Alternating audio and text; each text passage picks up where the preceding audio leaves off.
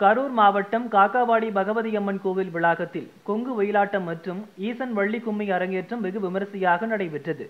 இதையொட்டி நூற்றுக்கணக்கான பெண்கள், சிறுமிகள் கோவிலில் இருந்து முளைப்பாரி எடுத்து ஊர்வலம் வந்தனர். முருகனுக்கு சிறப்பு பூஜைகள் நடத்தினர். கொங்கு ஒயிலாட்டம் மற்றும் ஈசன் வள்ளி கும்மி அரங்கேற்றம் நடைபெற்றது. 100க்கும் மேற்பட்ட பெண்கள் மற்றும் சிறுமியர் ஒரே வண்ண பாரம்பரிய உடையணிந்து ஒயிலாட்டம் ஆடினர். 100க்கும் மேற்பட்ட ஆண்கள் ஒயிலாட்டம் ஆடினர். திரளான மக்கள் நிகழ்ச்சியை கண்டு ரசித்தனர். Nani